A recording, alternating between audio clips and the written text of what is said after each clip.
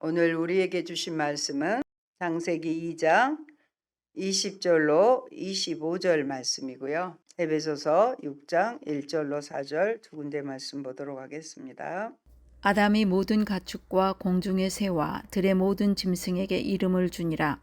아담이 돕는 배필이 없으므로 여호와 하나님이 아담을 깊이 잠들게 하시니 잠들매 그가 그 갈빗대 하나를 취하고 살로 대신 채우시고 여호와 하나님이 아담에게서 취하신 그 갈빗대로 여자를 만드시고 그를 아담에게로 이끌어 오시니 아담이 이르되 이는 내 뼈 중에 뼈요 살 중에 살이라.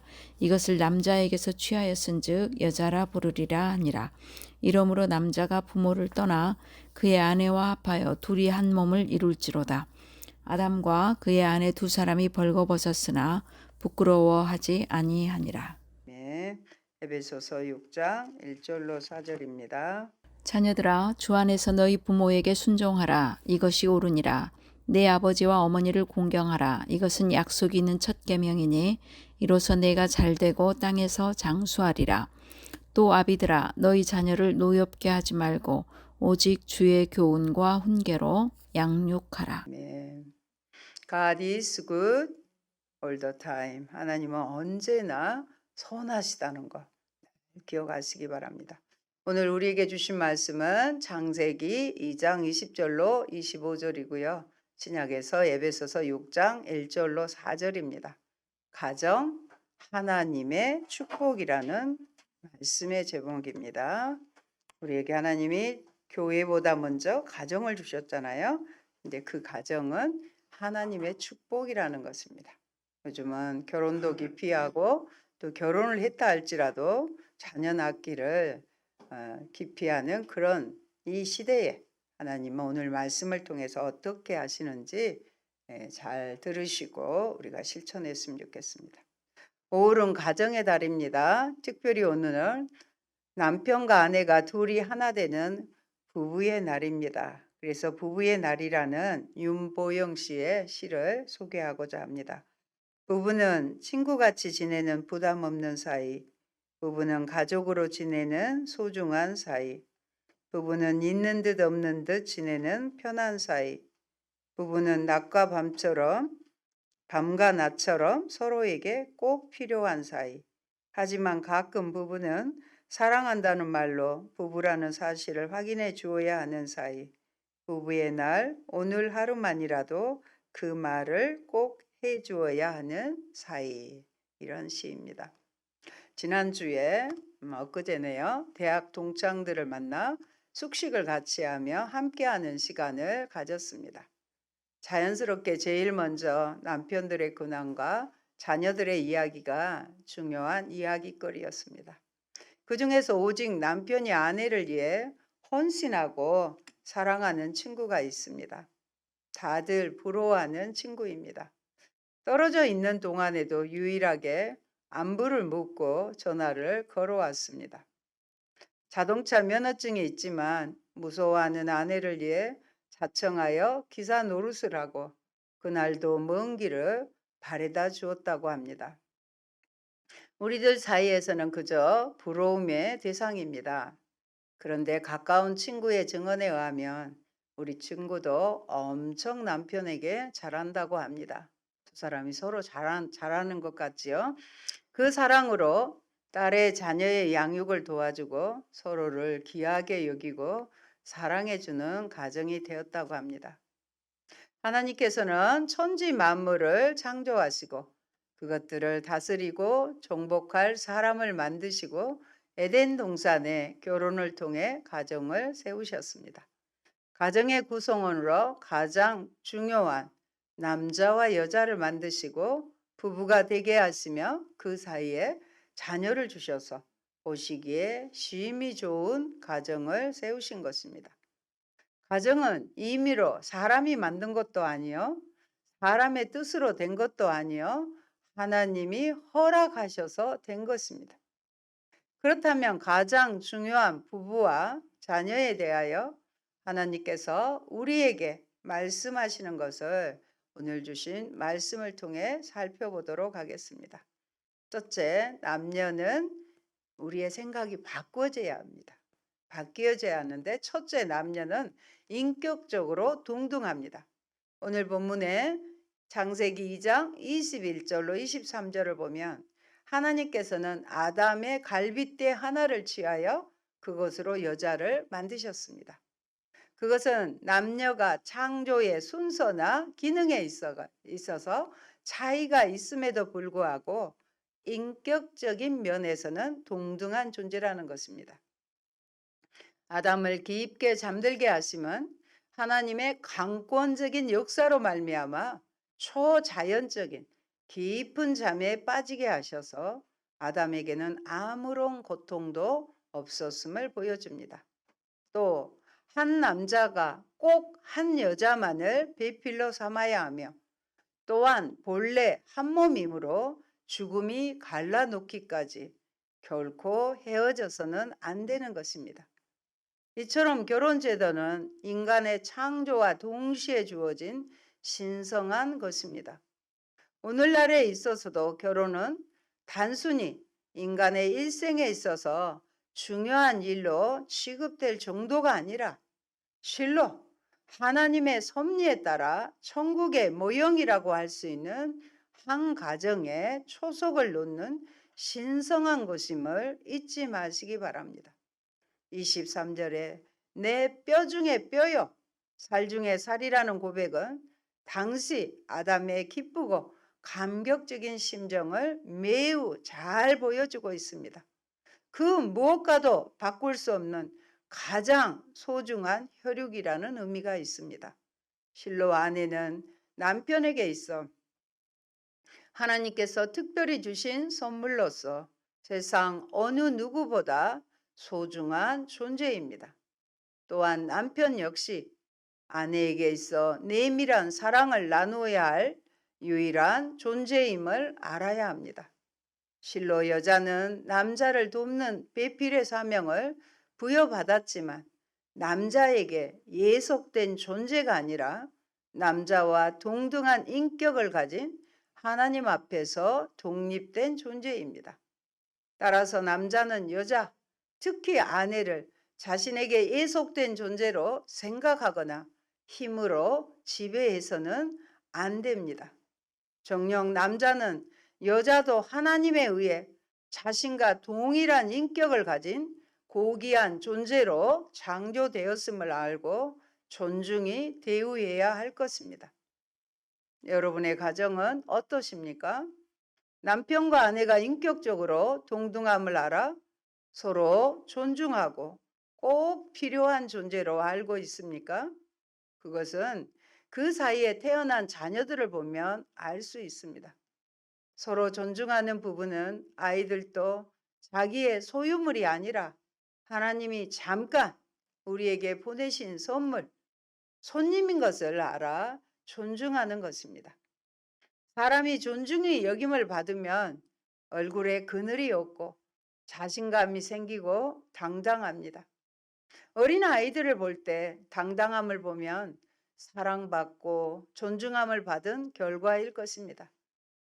제가 좋아하는 딸의 모습입니다. 어릴 때는 아주 당당하고 밝고 활동적이었습니다. 그 모습이 좋아서 사진에 간직하고 있습니다. 그런데 어느 순간 말수도 적어지고 사춘기이기도 하지만 가정의 아픔을 느껴버린 것입니다. 그것이 평생은 아니겠지만 늘 얼굴 가운데 보여지는 것이 마음이 아픕니다. 그래서 사회생활의 어려움 앞에서 힘들어하고 헤쳐나갈 힘이 부족한 것 같아 안타깝기도 합니다.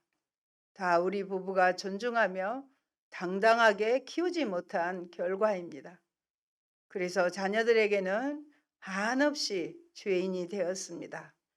이처럼 가정은 한 아이의 일생을 좌우하기도 합니다. 둘째, 남편은 아내를 사랑하고 보호해 주어야 합니다. 하나님은 먼저 아담에게 모든 가축과 공중의 새와 들의 모든 짐승에게 이름을 지어주게 하십니다. 새와 짐승들은 암수가 있었습니다. 그런데 아담에게는 돕는 배필이 없었습니다. 그래서 아담을 깊이 잠들게 한 후에 그 갈빗대 하나를 취하여 살로 채우시고 여자를 만드셨습니다. 남자의 갈빗대로 여자를 창조하신 사실은 남편이 아내를 사랑하고 보호해 주어야 할 당위성을 설명해 줍니다. 실로 남편은 아내를 자기 뼈 중에 뼈요, 살 중에 살로 알아야 합니다. 때가 되면 남자가 부모를 떠나 그의 아내와 합하여 둘이 한 몸을 이룰지로다 라고 하셨습니다. 특별히 하나님께서 남자의 심장 가까이 있는 그 갈빗대로 여자를 만드신 것은 여자로 하여금 남자의 사랑을 받으며 살도록 하기 위함입니다. 또한 부러지기 쉬운 갈빗대로 여자를 만드신 것은 아내가 항상 남편의 보호를 받아야 할 연약한 존재임을 보여줍니다. 의외로 갈빗대는 잘 부러지기도 합니다. 그런즉 남편 된 자들이여 자신의 아내를 자기 몸과 같이 사랑하고 팔로 자신의 갈빗뼈를 보호하듯이 연약한 아내를 보호하십시오. 한 몸임을 결코 잊지 마시기 바랍니다. 성경 안에서 찾아봅니다. 에베소서 5장 28절 말씀입니다. 이와 같이 남편들도 자기 아내 사랑하기를 자기 자신과 같이 할지니 자기 아내를 사랑하는 자는 자기를 사랑하는 것이라. 아멘. 여기서 제가 꼭 강조하고 싶은 것이 있어요. 자기 아내 사랑하기를 자신과 같이 하라는 거예요. 나를 사랑하듯이 아내를 사랑하는 것, 그것은 자기를 사랑하는 거예요. 반대로 하면 어떻게 될까요? 아내를 사랑하지 않고 힘들게 하는 것은 곧 자기 자신을 학대하는 것이라고 그렇게 유추할 수도 있습니다. 사랑하는 여러분, 자기 아내를 사랑하는 것은 자기를 사랑하는 것입니다. 부부는 한 몸이기 때문입니다. 그런데 세상의 대부분의 가정의 문제들은 힘 있는 남편이 대부분이라는 것을 강조합니다. 요즘은 세상이 조금 변했습니다. 남편이 아내를 자기처럼 사랑하지 못하고 자신의 열등감과 부조금과 힘듦을 술의 힘을 빌려서 아내와 아이들을 괴롭히는 것을 봅니다. 딸이 저에게 질문을 했습니다. 더 글로리의 현남이 아주머니처럼 술만 마시면 폭력을 무지막지하게 이루는 남편을 이혼하지 말고 참아야 되겠느냐고요. 난감했습니다. 생명의 위협을 느낄 정도라면 안 되지요. 그러기 전에 아내를 사랑하는 자는 자기를 사랑하느니라는 말씀이 그 남편에게 먼저 들려지기를 바랄 뿐입니다. 예수님은 부족한 아내를 물로 씻어 말씀으로 깨끗하게 하사 자기 앞에 영광스러운 교회로 세우셨습니다.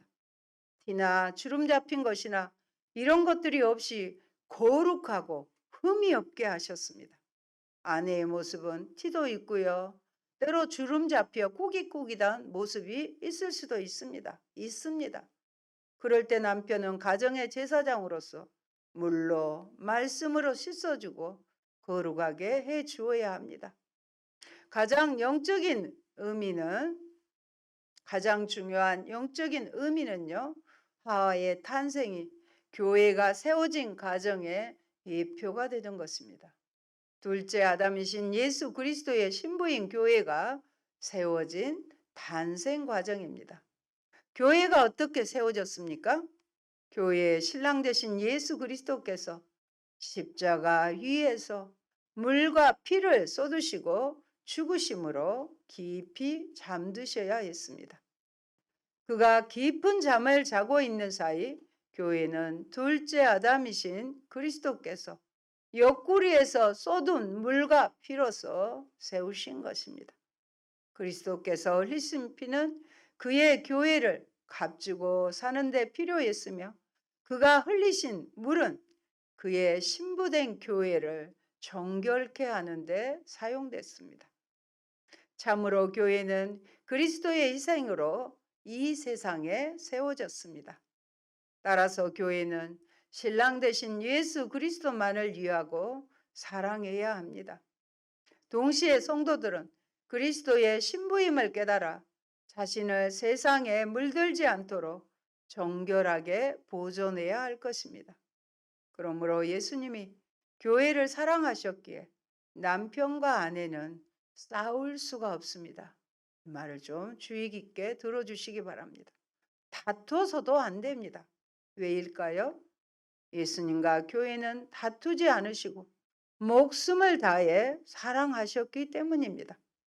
그러므로 우리를 통해 교회의 모습을, 사랑하는 모습을 세상 사람들에게 보여주어야 되기 때문에 부부는 결코 싸울 수가 없는 것입니다. 그리고 다시 오시마 약속하신 재림의 약속을 기억하며 늘 깨어 준비하는 생활을 하여야 하겠습니다. 셋째, 결혼한 남녀는 부모를 떠나 연합하여 한 몸을 이루어야 합니다. 부부는 결혼과 동시에 부모의 슬하에서 떠나야 합니다. 독립된 인격체로서 모든 것을 자신들의 판단과 책임하에 서로에 대한 의무를 다해야 하는 것입니다. 부부는 결혼이라는 의식을 통해 신비로운 합의를 이루어야 합니다. 부부간의 이해와 신뢰와 인정과 헌신이 필요합니다. 부부는 상대방에 대해 자신을 주장하기보다 자신을 양보하고 서로 믿고 사랑하기에 힘써야 합니다. 둘이 한 몸을 이룰지니라는 말에는 부부간의 성적 관계를 내포함과 동시에 결혼한 부부는 다시는 둘로 나뉠 수 없다는 의미도 포함하고 있습니다. 성적인 의미에서도 충실해야 합니다. 그래야 음란한 세상에서 가정을 거룩하게 지켜낼 수 있습니다. 우리는 결혼을 신성하게 여기고 결혼으로 맺어진 부부 관계를 귀중히 여겨야 하겠습니다. 아울러 결혼을 통해 부부가 된 남녀는 서로 이해와 신뢰와 헌신을 통해 몸과 마음과 영혼이 하나됨으로써 하나님께서 세우신 결혼 제도의 본래 목적에 부응하여 아버지를 기쁘시게 해야 합니다. 사랑하는 여러분, 지금은 영적으로 어둡고 죄악이 가득한 세상입니다. 그 중에 성도덕이 무너져 내린 음란한 세상입니다. 하나님은 성을 결혼한 가정에만 아름답게 허락하셨습니다. 잘 기억하시기 바랍니다. 하나님은 성을요, 결혼한 가정에만 아름답게 허락하셨습니다. 한 몸을 이루고 친밀하게 사랑하고 자녀를 낳기 위해서입니다. 그런데 결혼 전에 순결을 지킨다는 것이 믿는 자들 사이에서도 가볍게 여겨지고 있습니다. 워낙 아이를 갖기가 어려서인지 혼전 임신을 혼수라고 축하하기도 합니다. 그런데 그 사람과 결혼한다는 보장은 없지 않습니까? 얼마 전 우리들 교회 이찬수 목사님의 설교 중에 이제 믿기 시작한 청년이 자신의 고민을 상담한 내용을 설교 중에 말씀하셨습니다. 그 전에 이 청년은 이성과 사귀고 잠자리 하는 것에 대해 아무런 생각도 없었다고 합니다. 그런데 예수님을 믿기 시작하면서 좋아하는 자매와 여행을 계획했는데 어떻게 하면 좋겠느냐는 상담이었다고 합니다. 그런데 그렇게 고민하는 청년의 모습이 너무나 목사님 보시기에 좋았다고 하셨습니다. 요즘은 남녀 사이에 여행 가는 것이 아무런 문제가 되지 않는 것 같습니다. 그러다가도 헤어지기도 하고요. 이러다 보면 성도덕은 어떻게 될까요? 주님이 세우신 가정은 안녕할까요? 대부분의 성범죄가 성추행, 성폭력, 성착취가 일어나고 있는 세상에 혼전, 순결, 운운하는 것은 고리타분하게 여겨질 수도 있습니다. 그러나 우리가 세상의 법이 있으니까 지키려고 절제도 하지 않습니까? 운전하는 사람은 도로교통법을 지키려고 합니다. 우리는 세상 풍조를 따라 사는 자가 아니라 하나님의 말씀의 법을 따라 사는 자들입니다.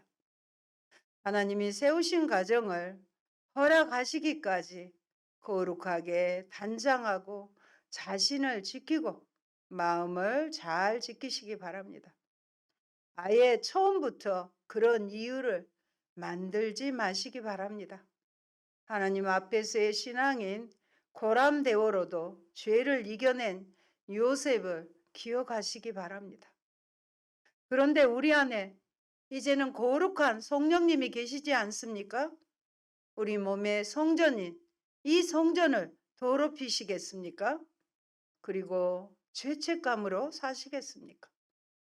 성폭력과 성범죄로 얼룩진 이단들의 실체를 보시고 하나님은 거룩함을 얼마나 기뻐하시겠습니까? 그리하여 결혼할 가정을 위해 미리부터 많이 기도하시기 바랍니다. 좋은 배우자를 만나기를요. 마음 따뜻하고 믿음이 확실하고 건강한 남편감을 만나시길 바랍니다. 다음으로 자녀들의 부모에 대한 순종과 부모의 자녀에 대한 존중과 신앙 교육에 대해 말씀드리겠습니다. 에베소서 6장 전반부인 1절로 4절은 자녀와 부모 사이에 서로 상호 존중에 대한 교훈입니다.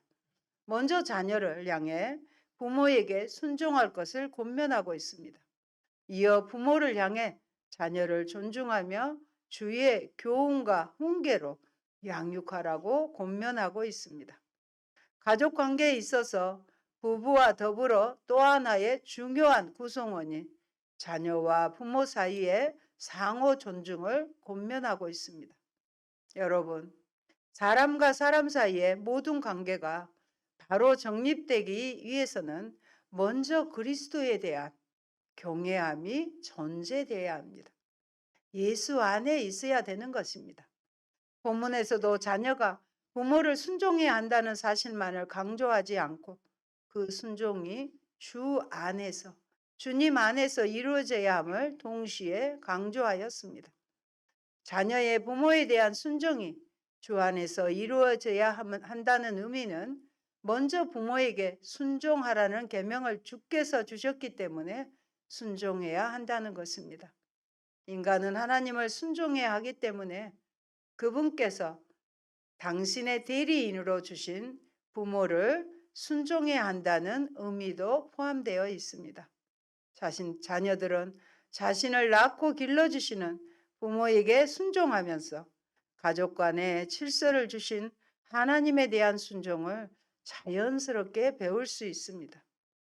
부모를 공경하되 부모가 예수님을 섬기고 교회를 반대하지 않는 한에서 하라는 말씀입니다.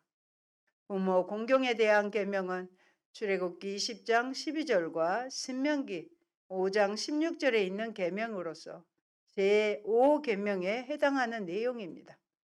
약속 있는 첫 계명이란 표현에서 약속은 구약의 기록들에 나오는 그리하면 너희 하나님 나 여호와가 내게 준 땅에서 내 생명이 길리라는 내용입니다.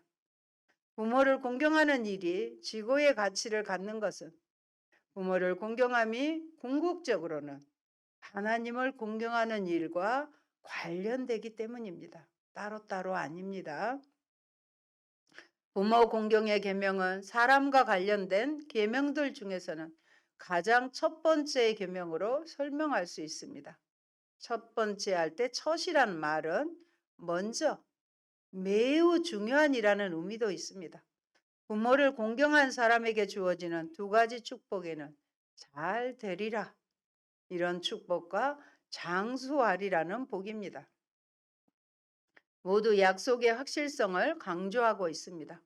4절 말씀은 아비들을 대상으로 주어진 자녀에 대한 존중과 신앙 교육의 권면입니다.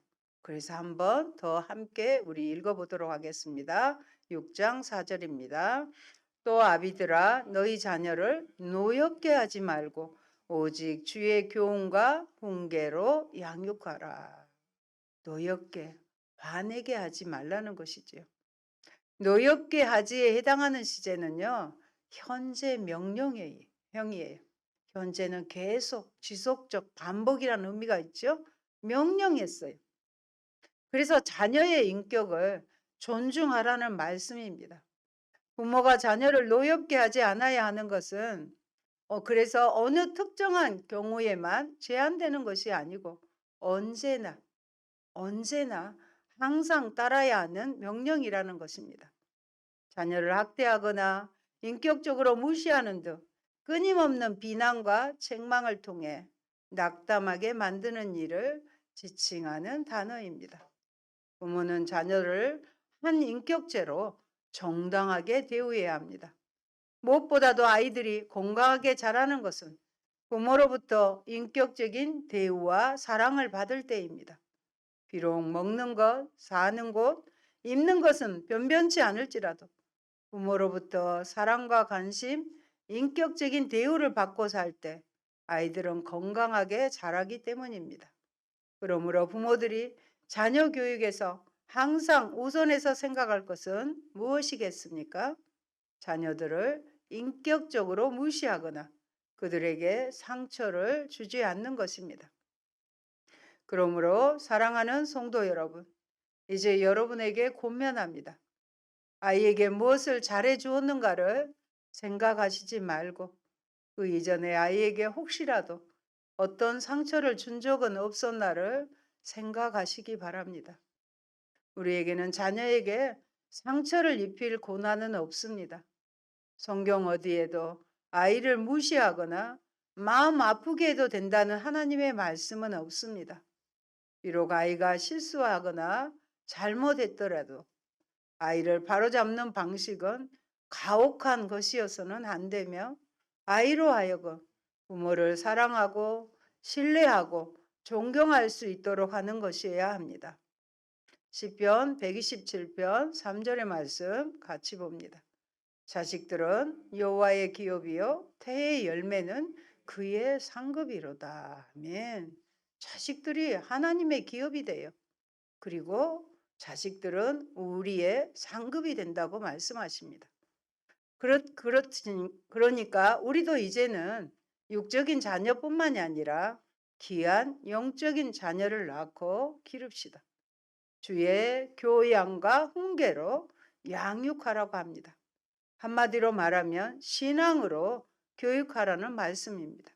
신앙으로 살 때만이 걱정이 없는 것입니다. 우리는 그것을 모세를 통해 확인할 수 있습니다. 모세는 부모로부터 버림받은 아이였습니다. 그는 어려서부터 애굽 궁중에서 자랐습니다.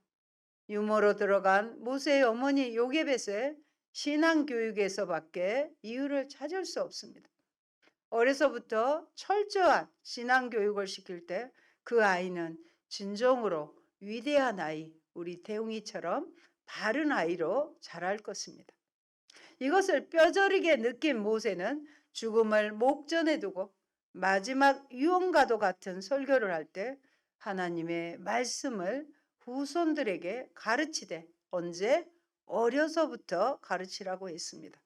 학교가 아닌 가정에서, 학교에 떠밀지 말고 가정에서 가르치라고 했습니다. 이것이 유명한 신명기 6장 4절로 9절로 주신 쇠마의 말씀입니다. 모세는 40년간 광야 목회를 하려니 너무 힘들더라는 것입니다.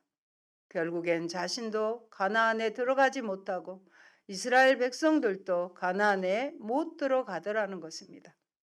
여러분, 어떻게 보면 이것은 피 맺힌 절교입니다. 영어를 가르치기 전에 신앙을 가르쳐야 합니다. 학원에 가는 것이 몸에 배기 전에 교회 가는 것이 몸에 먼저 배게 하시기 바랍니다. 교훈은 훈육이라는 말인데 디모데후서 3장 16절에서는 의로 교육하다. 히브리서 12장 11절에서는 징계하다라는 의미로 사용되었습니다. 그리고 훈계는 자신의 생각과 가문의 전통 따위를 내용으로 삼지 않고 하나님의 교훈을 근거로 한 가르침입니다. 하나님의 말씀이 근거가 되어야 됩니다. 이를 강조하기에 주님이라는 소유격을 사용하여 교훈과 훈계가 하나님으로부터 와야 한다는 사실을 강조하셨습니다. 사랑하는 성도 여러분, 가정은 하나님이 세우신 최고의 축복입니다. 먼저 부부에게 말씀하십니다. 남자는 여자도 하나님에 의해 자신과 동일한 인격을 가진 고귀한 존재로 창조되었음을 알고 존중히 대우해야 할 것입니다. 그러므로 남편은 아내를 사랑하고 보호해 주어야 합니다. 그런 남편감을 구하시기 바랍니다. 교회는 그리스도의 희생으로 이 세상에 세워졌습니다. 따라서 교회는 신랑 대신 예수 그리스도만을 위하고 사랑해야 합니다. 결혼한 남녀는 부모를 떠나 연합하여 한 몸을 이루어야 합니다. 그리고 자녀가 부모를 순종해야 한다는 사실만을 강조하지 않고 그 순종이 주 안에서 이루어져야 함을 동시에 강조하셨습니다. 부모는 자녀를 한 인격체로 정당하게 대우해야 합니다. 무엇보다도 아이들이 건강하게 자라는 것은 부모로부터 인격적인 대우와 사랑을 받을 때입니다. 주의 교훈과 훈계로 양육하라고 합니다. 한마디로 말하면 어렸을 때부터 신앙으로 교육하라는 말씀입니다.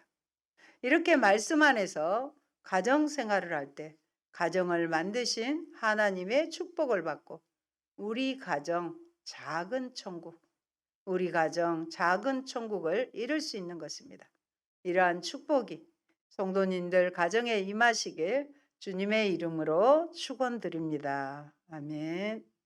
좋으신 아버지 감사합니다. 가정의 달, 특별히 오늘은 부부의 날을 맞이하여 남편과 아내에 대해서 주님 말씀하여 주시니 감사합니다.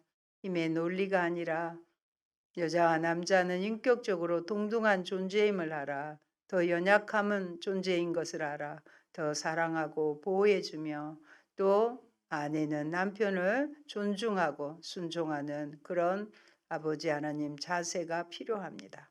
우리에게도 여기에서 가정에서 더 나아가 교회와 예수님의 관계로 발전하는 저희들 되게 하여 주옵소서. 특별히 남편이 아내를 사랑하는 것은 자신을 사랑한 것이라는 이 말씀이 우리들 가슴에 새겨지게 하옵소서. 이 가정 안에 또 소중한 우리 자녀들이 부모에게 순종하게 하시고 어려서부터 하나님 말씀대로 잘 양육받아 부모에게 공경하며 또 효도함으로 잘 되고 복을 장수하는 복을 받는 귀한 저희들이 되게 하여 주옵소서. 우리에게 가정을 주셔서 쉼이 있게 하시고 또 서로 사랑의 훈련을 하게 하시고 화목해 하시는 임마누엘의 복이 우리 귀한 성도님과 아버지에게 넘치도록 하나님 복을 내려 주옵소서.